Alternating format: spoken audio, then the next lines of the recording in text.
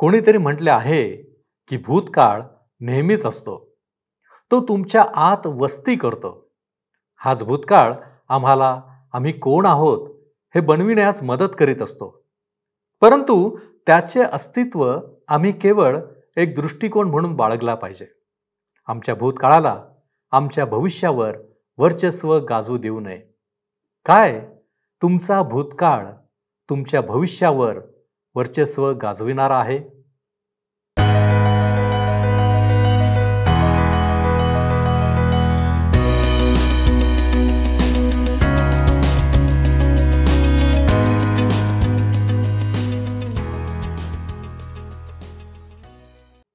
तारणाऱ्या प्रभू येशू ख्रिस्ताच्या सामर्थ्यवान नावात आपणा सर्वांस प्रेमपूर्वक सलाम.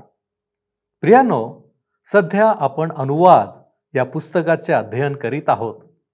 आपण पाहिले होते की मोशे इस्रायल लोकांना पूर्वी घडलेल्या म्हणजेच जुन्या गोष्टींची आठवण करून देत आहे.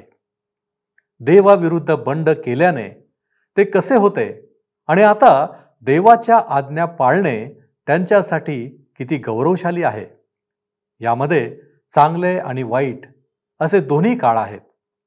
मोशे आता नवीन पिढीसाठी देवाकडे विनंती करीत आहे आणि परमेश्वर देखील त्यांच्यापासून आज्ञाधारकता अपेक्षित करतो. या सर्व गोष्टी आपण सविस्तररित्या पाहण्याचा प्रयत्न करूया.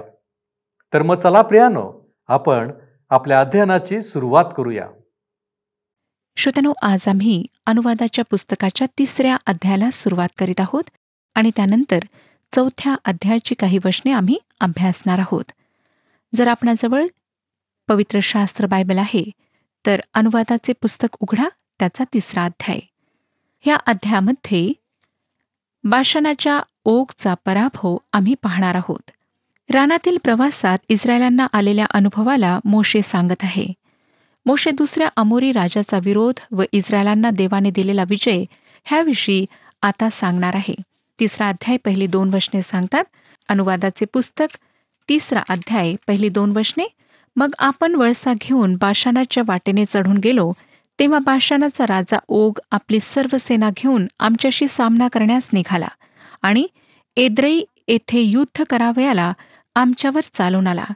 तेव्हा परमेश्वर मला म्हणाला, त्याला भिवू नको, कारण तो, त्याची सर्व सेना आणि त्याचा देश मी तुझ्या हाती दिला आहे.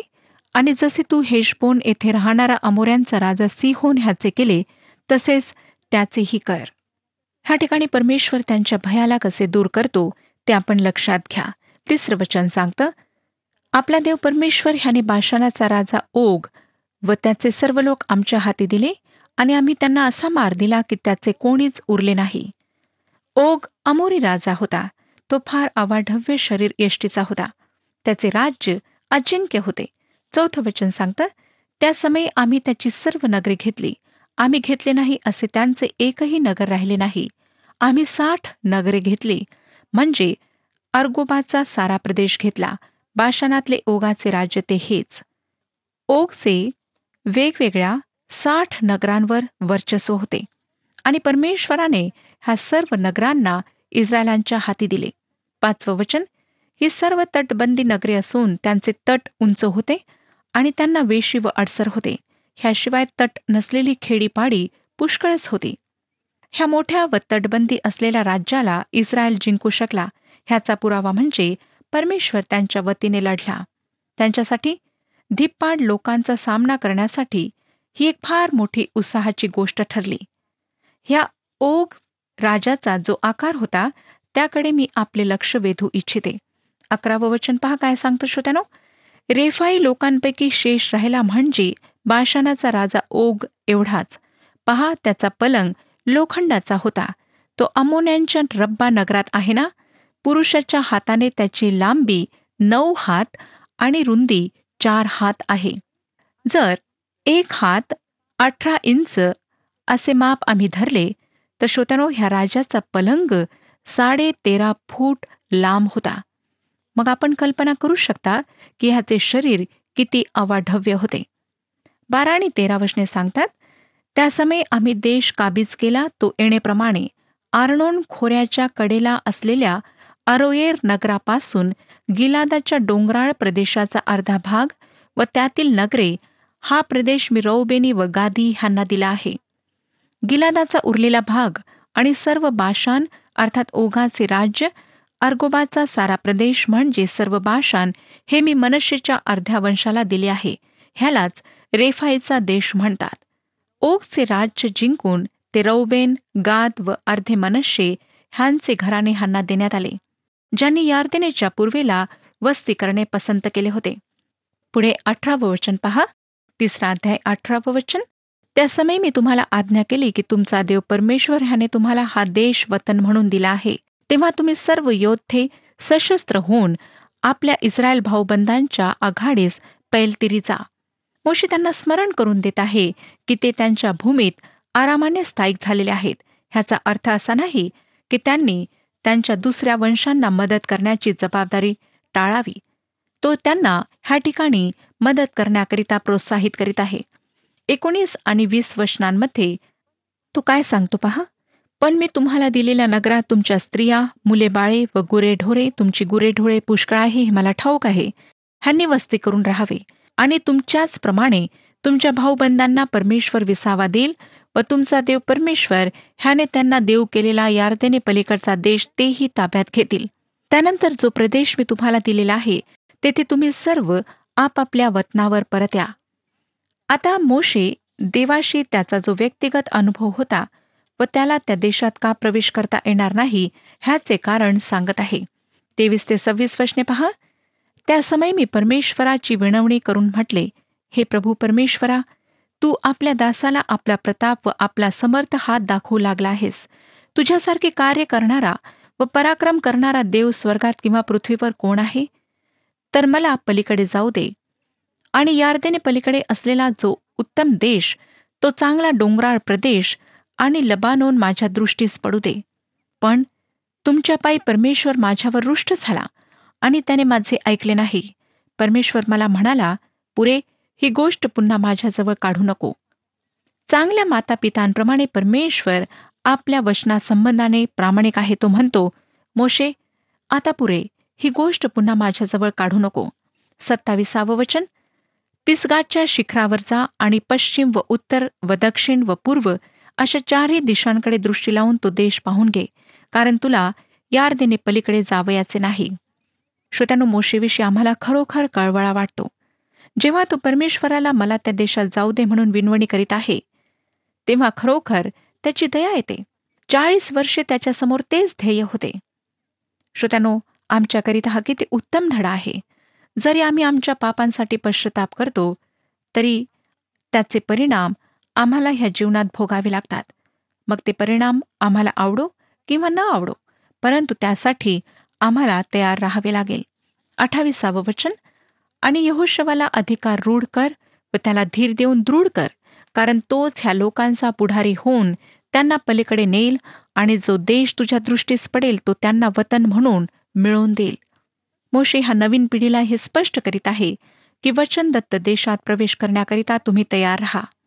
त्यांचे नेतृत्व करण्याकरिता देवाने यहोशवाला त्यांचा पुढारी म्हणून नेमले आहे. आता 4था अध्याय आम्ही सुरू करीत आहोत. ह्या अध्यायामध्ये नवीन पिढीला संदेश देण्यात येत आहे. ह्या अध्यायाद्वारे मोशेने अरण्यातील प्रवासाचा वृत्तांत सांगणे संपवले आहे. ते यार्देन नदीच्या पूर्व किनारी पोहोचले असून नेबो पर्वताच्या जवळ आहेत व मोशे त्यांना आता शेवटल्या सूचना देत आहे. इस्रायली लोकांपैकी फक्त 2 जण, यहोशवा व कालेब, ज्यांनी सर्व प्रवास पूर्ण केला, ते तेथे उभे आहेत. बहुतेक बाकी सर्व लोक रस्त्यामध्ये मेलेत आणि त्यांना रानात पुरण्यात आले किंवा त्यांची हाडे वाळवंटातील उन्हात सुकत राहिली. नवीन पिढी वचनदत्त भूमीत प्रवेश करण्याकरिता आता एकदम तयार आहे. परंतु त्यापूर्वी मोशे रानातील अनुभव त्यांना सांगून त्यांना कळकळीची विनंती करीत आहे. त्यांना आवर्जून सांगत आहे की जो परमेश्वर त्यांच्यावर प्रेम करतो त्याच्या आज्ञा त्यांनी निरंतर पाळाव्यात. 4थ्या अध्यायाच्या पहिल्या 2 वचनांमध्ये तो म्हणतो, आता अहो इस्रायल लोक हो, जे विधी व नियम मी तुम्हाला शिकवित आहे ते पाळावे म्हणून तुम्ही ते ऐकून घ्या, म्हणजे तुम्ही जिवंत राहाल आणि तुमच्या पूर्वजांचा देव परमेश्वर तुम्हाला जो देश देत आहे त्यात प्रवेश करून तो वतन करून घ्याल.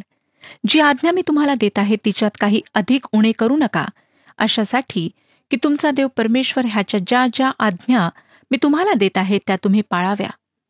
श्रोत्यानो, त्यांना देवाचे वचन नुसते ऐकायचे नव्हते, तर त्या वचनांप्रमाणे त्यांना करायचे होते. लक्षात घ्या की नियमशास्त्रात काहीच भर किंवा त्यातून काहीच कमी करायची त्यांना गरज नव्हती. जसे देवाने त्यांना दिले होते तसे त्यांना ते पाळायचे होते. जर इस्रायलांनी नियमशास्त्र पाळले असते तर त्यांच्याकरिता ते कितीतरी आशीर्वादाचे ठरले असते. परंतु ह्या ठिकाणी लोकांच्या इतिहासात लोकांना चांगल्या अनुकूल परिस्थितीत नियमशास्त्र देण्यात आले, पण ते पाळू शकले नाहीत. ह्याचे प्रदर्शन आहे. नियमशास्त्रामुळे कोणीही परमेश्वरासमोर नीतिमान ठरू शकत नाही. श्रोत्यानो, का ठरू शकत नाही? कारण परमेश्वर लहरी जुलमी आहे म्हणून का? नाही. ह्याचे कारण की देहामध्ये मुळातच चूक आहे, समस्या आहे. मी आधीच सांगितल्याप्रमाणे हे पुस्तक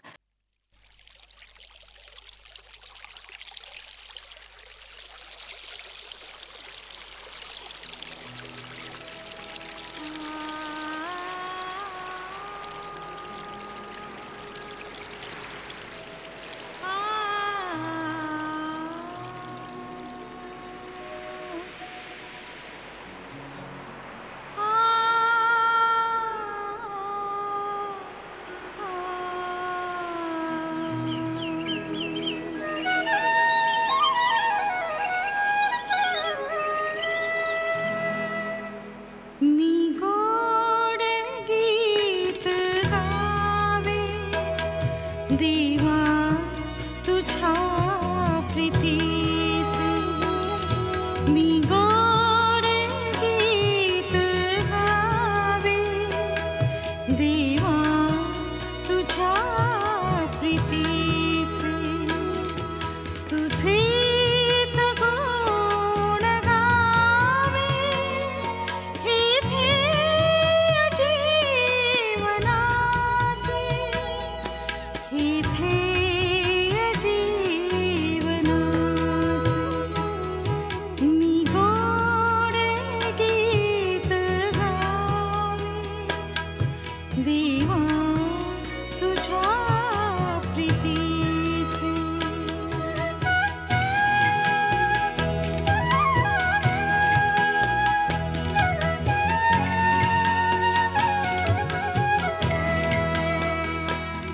त्या प्रभात शांत वेळी क्षितिजावरी ती लाली, क्षितिजावरी ती लाली.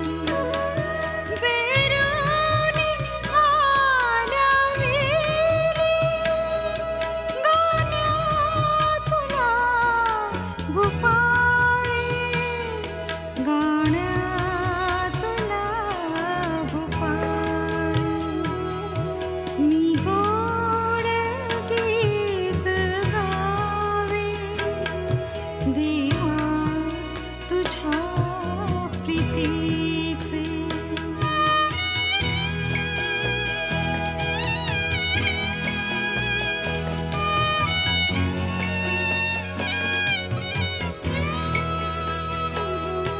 येशूची प्रीती गावी, महिमा तुझी वर्णावी, महिमा तुझी वर्णावी.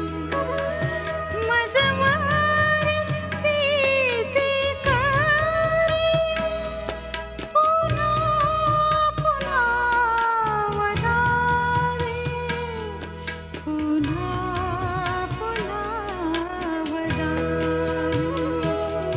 मी गोड गीत गावे.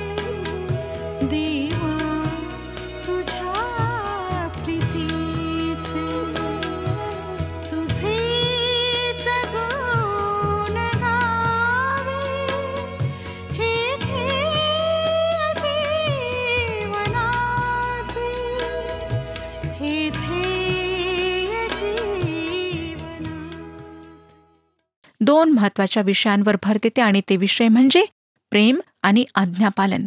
होऊ शकतं की आपणाला कधीच समजले नाही की जुन्या कराराचा प्रेम हा महत्वाचा विषय आहे. ह्या 4थ्या अध्यायात मोशे नवीन पिढीसोबत देवाला विनंती करीत आहे व त्यांनी देवाच्या आज्ञा का पाळाव्या ह्यासाठी तो त्यांना कारणे सांगत आहे. पहिले कारण, परमेश्वर इस्रायलाला राखून त्यांना समृद्ध करू इच्छितो. पहिले वचन आम्हाला सांगते की त्यांनी देवाच्या आज्ञा पाळायच्या आहेत आणि त्याची शिकवण त्यांनी ऐकायची आहे. परमेश्वराचं वचन सांगतं की म्हणजे तुम्ही जिवंत राहाल व जो देश तुम्हाला देण्यात येत आहे तो तुम्ही वतन करून घ्याल. आज्ञाधारकपणा हा एकच आधार आहे ज्यामुळे परमेश्वर त्यांना आशीर्वादित करणार होता. तो त्यांचे आज्ञापालन अपेक्षितो कारण तो त्यांना आशीर्वादित करू इच्छितो. दुसरी गोष्ट, इस्रायलांची आज्ञाधारकता. ते जर आज्ञा पाळतील तर त्यांचे देवावरचे प्रेम आहे आणि देवाच्या प्रती त्यांच्या मनात जे आभार आहेत ते दर्शवू शकतील. 4था अध्याय 5 ते 8 वचने सांगतात, पहा, ज्या देशाचे वतन मिळविण्यास तुम्ही जात आहात त्यात पाळण्यासाठी आपला देव परमेश्वर ह्याच्या आज्ञेप्रमाणे मी तुम्हाला विधी व नियम शिकविले आहेत त्याप्रमाणे तुम्ही चालावे. तुम्ही ते काळजीपूर्वक पाळावेत, कारण त्यामुळे देशोदेशीच्या लोकांच्या दृष्टीला तुम्ही सुज्ञ व समंजस असे दिसाल. त्या सर्व विधींसंबंधी ऐकून ते म्हणतील की हे महान राष्ट्र खरोखर बुद्धिमान व समंजस लोकांचे आहे. कारण आमचा देव परमेश्वर ह्याचा आम्ही धावा करीतो तेव्हा तो आमच्या जवळ असतो. ह्याच्यासारखे देव जवळ असणारे महान राष्ट्र दुसरे कोणते आहे? हे सारे नियमशास्त्र मी आज तुम्हाला देत आहे. त्यातल्यासारखे यथार्थ विधी व नियम असणारे महान राष्ट्र दुसरे कोणते आहे?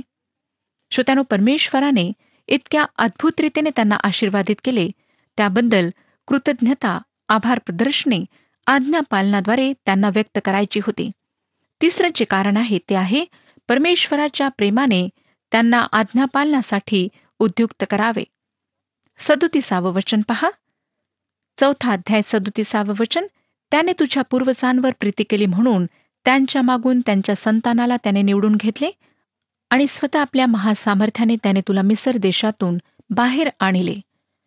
श्रोत्यानो, पवित्र बायबलमध्ये पहिल्यांदाच परमेश्वर कोणाला सांगत आहे की तो त्यांच्यावर प्रेम करतो. परमेश्वराने हे प्रदर्शित केले की उत्पत्तीच्या आधीपासून तो मानवावर प्रेम करतो, परंतु ह्या वेळेपर्यंत त्याने मात्र कोणाला त्याविषयी काहीच सांगितले नव्हते. पहिल्यांदाच ह्या ठिकाणी तो ते नमूद करीत आहे. त्याने त्यांच्याकरिता जे काही केले त्यामध्ये त्याचा हा उद्देश आहे हे सांगण्यासाठी तो हे देत आहे. त्याने त्यांना आधीच मिसरच्या गुलामीतून सोडवले आणि तो त्यांच्यासाठी महान व पराक्रमी कृत्य करणार आहे. ह्याचा आधार व उद्देश म्हणजे परमेश्वर त्यांच्यावर प्रेम करतो. आज आम्हातील प्रत्येक व्यक्तीला हे ओळखून घेण्याची आवश्यकता आहे श्रोत्यानो की परमेश्वर आमच्यावर प्रेम करतो. मग आपण कोणी का असा, आपण देवाच्या प्रेमाला नेहमी अनुभव करू शकणार नाही ही वेगळी गोष्ट. परमेश्वर व आम्ही आमच्या पापांमुळे ह्यामध्ये आडकाठी येते. आमच्या पापांना जाणून सुद्धा तो आमच्यावर प्रेम करतो. तुम्ही कोणी का असा, शिकलेले असा, अशिक्षित असा, चांगले दिसायला असा किंवा कुरूप असा, खेडूत असा किंवा शहरात राहणारे असा, परमेश्वर आपणातील प्रत्येकावर प्रेम करतो. ख्रिस्ताच्या वधस्तंभावर त्या प्रेमाचे प्रदर्शन त्याने केले. जेव्हा आम्ही ख्रिस्ताला तारणारा म्हणून स्वीकारतो तेव्हा त्याचे प्रेम आम्ही अनुभवतो. 4थी गोष्ट, ते देवाचे आहेत म्हणून त्यांनी देवाच्या आज्ञा पाळायच्या आहेत. अनुवादाचे पुस्तक 14वा अध्याय आणि 1 वचन सांगतं, तुम्ही आपला देव परमेश्वर ह्याची मुले आहात. मृतांकरिता आपल्या अंगावर वार करून घेऊ नका किंवा क्षौर करून घेऊ नका. श्रोत्यानो, परमेश्वराप्रती आज्ञाधारकपणा हा जीवनाचा पहिला नियम आहे. मानवामध्ये स्वाभाविकरित्या जन्मापासून देवासाठी तिरस्कार आहे. तो देवाच्या आज्ञा पाळू इच्छित नाही. इतकेच नाही, परंतु तो देवाच्या विरुद्ध वागतो. देवाच्या वचनात आम्हाला दिसतं की मानवाने नेहमीच देवाविरुद्ध कार्य केले, देवाविरुद्ध बंड केले. आज सुद्धा मानवामध्ये ते आम्हाला आढळते. श्रोत्यानो, जर देवाचे वचन तुमच्या विद्रोहाला तोडू शकत नाही तर दुसरी कुठलीही गोष्ट किंवा उपाय ते करू शकणार नाही. जर इस्रायलांनी देवाचे नियम व विधी पाळले असते तर त्यांना कितीतरी आशीर्वाद प्राप्त झाले असते. आता आज्ञापालन आणि आज्ञा उल्लंघन ह्याचा परिणाम आपण पाहणार आहोत. 3 आणि 4 वचन सांगतं, बाल पौराच्या प्रकरणी परमेश्वराने काय केले ते तुम्ही आपल्या डोळ्यांनी पाहिले आहे. जे लोक बाल पौराच्या नादी लागले त्या सर्वांना तुमचा देव परमेश्वर ह्याने तुमच्यामधून नष्ट केले. पण जे तुम्ही आपला देव परमेश्वर ह्याला चिकटून राहिला ते सगळे आज जिवंत आहात. तो त्यावेळेविषयी सांगत आहे जेव्हा इस्रायलांना शाप देण्यासाठी बालामाला बोलावण्यात आले होते व तो त्यांना शाप देऊ शकला नाही. वास्तविकता ही होती श्रोत्यांनो की तो फक्त आशीर्वादच उच्चारू शकला, परंतु त्याने मात्र मोआब राजाला एक सल्ला दिला की तो इस्रायलाला शाप तर देऊ शकला नाही, परंतु राजाने त्याच्या लोकांना इस्रायलांमध्ये मिसळू द्यावे आणि त्यांना आपसामध्ये विवाह संबंध स्थापित करू द्यावे. ह्याद्वारे खोटी उपासना त्यांच्यामध्ये सुरू होईल व देवाचा न्याय आपल्या आप त्यांच्यावर येईल. अगदी हेच गणनाचे पुस्तक 25व्या अध्यायात घडलेले आम्हाला पाहायला मिळते. हे ह्या नवीन पिढीसाठी एक उदाहरण होते आणि आज आमच्यासाठी सुद्धा आहे. आज्ञापालनासाठी पारितोषिक आहे. जे देवाला चिकटून राहिले त्यांना जिवंत ठेवण्यात आले व त्यांचा त्या भूमीत प्रवेश झाला. परमेश्वर त्यांना पुन्हा स्मरण करून देत आहे की आज्ञापालनासोबत आशीर्वाद सुद्धा येतात. 5वं वचन पहा. पहा, ज्या देशाचे वतन मिळविण्यास तुम्ही जात आहात त्यात पाळण्यासाठी आपला देव परमेश्वर ह्याच्या आज्ञेप्रमाणे मी तुम्हाला विधी व नियम शिकविले आहेत त्याप्रमाणे तुम्ही चालावे. श्रोत्यांनो, आज्ञापालन देवाच्या आशीर्वादांना आणते. ते त्या देशाला वतन करून घेतील. त्याचे आज्ञापालन दुसरा सुद्धा एक उद्देश पूर्ण करेल. 6वं वचन. तुम्ही ते काळजीपूर्वक पाळावेत, कारण त्यामुळे देशोदेशींच्या लोकांच्या दृष्टीला तुम्ही सुज्ञ व समंजस असे दिसाल. त्या सर्व विधींसंबंधी ऐकून ते म्हणतील की हे महान राष्ट्र खरोखर बुद्धिमान व समंजस लोकांचे आहे. संपूर्ण जगासाठी इस्रायल एक साक्ष ठरणार होते. इस्रायलांना विश्वासणाऱ्यांना देण्यात आलेल्या आज्ञेच्या उलट प्रकारे जगासमोर साक्ष ठेवायची होती. श्रोत्यांनो, आम्हा विश्वासणाऱ्यांना सांगण्यात आलेले आहे की संपूर्ण जगात जाऊन सुवार्तेची घोषणा करा. ही आज्ञा प्रत्येक विश्वासणाऱ्या व्यक्तीला देण्यात आली आहे. प्रत्येक विश्वासणाऱ्यांचा देवाचे वचन पृथ्वीच्या टोकापर्यंत गाजविण्याकरिता काही ना काही भाग असायला हवा. आता अगदी मोकळेपणाने सांगायचे म्हणजे इस्रायल राष्ट्राला सुवार्ता गाजवण्यासाठी लोकांना पाठविण्याविषयी सांगण्यात आले नाही. त्यांना लोकांना आमंत्रित करायचे होते. चला आपण देवाच्या मंदिरात जाऊ. त्यांचे आज्ञापालन, देवाप्रती सत्यनिष्ठता, विश्वासयोग्यता दुसऱ्या राष्ट्रांना हे विधी व नियम ऐकण्यास उत्सुक करणार होते आणि ह्याद्वारे त्यांना हे दाखवायचे होते की देवाच्या आशीर्वादांमुळे त्यांचे राष्ट्र किती महान राष्ट्र बनले. नंतर ते काय करतील? शिबाच्या राणीने काय केले? ते पृथ्वीच्या अंतापासून आले. तेव्हा आजच्यासारखी वाहने नव्हती श्रोत्यानो. तिने फार लांबचा प्रवास केला. जर एक स्त्री इतक्या दुरून अशा परिस्थितीत देवाने त्यांना कशाप्रकारे आशीर्वादित केले आहे हे पाहण्याकरिता येऊ शकते, तर काय आपणाला वाटत नाही का की काही पुरुषसुद्धा त्या ठिकाणी आले असतील? अवश्य आलेत. अशा प्रकारे इस्रायलांनी जगाला एक साक्ष दिली. जर ते आज्ञा पाळतील तर परमेश्वर त्यांना आशीर्वाद देईल व ते संपूर्ण राष्ट्राकरिता साक्ष ठरतील. जर ते आज्ञा पाळणार नाहीत, देवापासून दूर जातील, तर परमेश्वर त्यांच्यावर न्याय प्रगट करणार होता. 9वं वचन. मात्र स्वतःविषयी सावधगिरी बाळग आणि स्वतःला फार जप, नाहीतर तू ज्या गोष्टी डोळ्यांनी पाहिल्या आहेत त्या विसरून जाशील आणि जन्मभर त्या तुझ्या मनातून जातील. तू आपल्या पुत्रपौत्रांना त्यांची माहिती द्यावी. देवाने इस्रायल राष्ट्राला शिक्षण देण्याच्या सेवेचे महान ओझे दिले. त्यांना देवाची आज्ञा पाळायची होती व त्यांच्या लेकरांना, नातीपोत्यांना ह्या गोष्टी शिकवायच्या होत्या. श्रोत्यांनो, कुठल्याही राष्ट्राची स्वीकृत कृती तरुणांना देण्यात आलेले शिक्षण असते. बहुधा कुठल्याही महान राष्ट्राचे अपयश किंवा असफलता शिक्षणात असलेले अपयश असते. आज आमच्या देशाची व इतर देशांची स्थिती पहा. समस्या दुसरीकडे कुठे नाही, तर आमच्या स्वतःच्या घरात आहे. परमेश्वर ह्या लोकांना सांगतो की तू पुत्रपौत्रांना त्यांची माहिती सांग. हे वचन सांगण्याची जबाबदारी आईवडिलांची आहे. श्रोत्यांनो, ही मोठी जबाबदारी देवाने प्रत्येक इस्रायली आईवडिलांवर सोपवली होती. जर आपण एखाद्या बालकाला ह्या जगात आणणार आहात तर लक्षात ठेवा की त्या बाळाची संपूर्ण जबाबदारी पूर्णपणे तुमच्यावर आहे.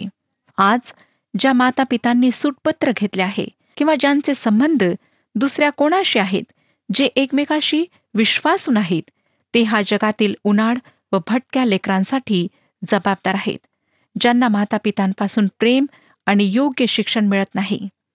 श्रोत्यानो, मातापिता होणे एक मोठी जबाबदारी आहे. ही लहान सहान गोष्ट नाही. परमेश्वर इस्रायलांना हे चांगल्या प्रकारे स्पष्ट करीत आहे की कुटुंबामध्ये मातापिता लेकरांना शिक्षण देण्यामध्ये अपयशी ठरले आणि त्यामुळे देवाने त्यांचा न्याय केला. राष्ट्र त्यामुळे अपयशी ठरले. आज जे आपण हा कार्यक्रम ऐकत आहात त्या आपणातील प्रत्येकाला परमेश्वर हाच प्रश्न विचारित आहे की काय तुम्ही देवाच्या वचनाचे शिक्षण आपल्या लेकरांना देत आहात, आपल्या पुत्रपौत्रांना देत आहात? जर नाही तर आजपासून निश्चय करा की आपण आपल्या लेकरांना उचित ते शिक्षण आणि मार्गदर्शन अवश्य पुरवाल.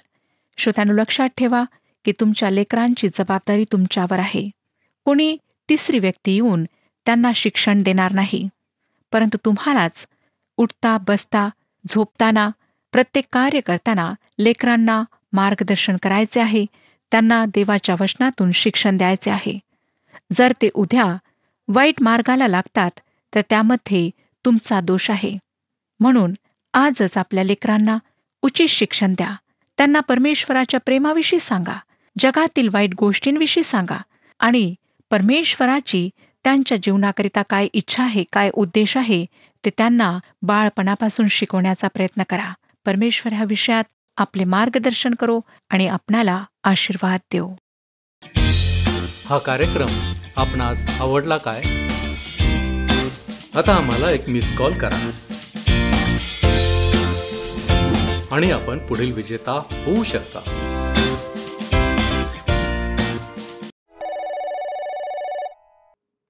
प्रियानो, देवाच्या योजना महान असतात. आम्हाला फक्त त्यामध्ये राहायचे असते आणि अनुभव घ्यायचा असतो. अर्थातच विश्वास ठेवून आणि आज्ञापालन करून. आम्ही हे सदैव लक्षात ठेवायला पाहिजे की देव आमच्या पक्षाचा आहे, म्हणून आम्ही कदापि घाबरू नये. आम्ही देवाचे भय बाळगावे आणि आमच्या मुलाबाळांनाही तसे शिकवावे. काय आपण यासाठी तयार आहात? आपण प्रार्थना करू. सर्वसमर्थ आमच्यावरती दया आणि कृपा करणाऱ्या आमच्या महान प्रेमळ परमेश्वर देव बापा, उपकार स्तुतीच्या अंतःकरणाने आम्ही तुझ्या चरणापाशी आलेलो आहोत. यासाठी की प्रभूजी, तू कधीही न बदलणारा असा देव आहेस. भूतकाळातही तू आमच्याबरोबर आहेस, वर्तमान काळामध्ये देखील तू आमच्याबरोबर आहेस आणि येणाऱ्या भविष्य काळामध्ये देखील तू आमच्याबरोबरच राहणार आहेस. आणि म्हणूनच प्रभू परमेश्वर देव बापा, आम्ही पाहिलं की इस्रायलांच्या जीवनामध्ये तू कशा रीतीनं त्यांना तू सहाय्य करीत आहेस. प्रभू परमेश्वर देव बापा, या सगळ्या तुझ्या योजनांबद्दल आम्ही तुझे लेकरं या नात्याने तुझे मनापासून आभार मानतो. होय प्रभूजी, आम्ही आमच्या लेकरांना योग्य शिक्षण द्यावं. जगिक शिक्षण तर आम्ही देतोच, परंतु त्याहीपेक्षा महत्त्वाचं तुझ्या वचनांचं शिक्षण आम्ही त्यांना द्यावं. म्हणून प्रभूजी, आम्ही तुला विनंती करतो, तू आम्हाला सहाय्य कर. आमच्या लेकरांनी देखील हे शिक्षण घ्यावं आणि प्रभूजी आपल्या जीवनाच्याद्वारे तुझं गौरव करायला शिकावं, तुझ्या आज्ञांचं पालन करावं आणि प्रभूजी तुझे आशीर्वाद आम्हा प्रत्येकाला प्राप्त व्हावेत. यासाठी आम्ही स्वतःला तुझ्या पवित्र हातामध्ये सोपवितो आणि या विनंत्या, या मागण्या येशू ख्रिस्त आमचा प्रभू याच्याद्वारे करतो, म्हणून तू ऐक. आमेन. देवाचे राज्य व त्याचे नीतिमत्व मिळवण्यास झटा. प्रभू आपणास सहाय्य करो.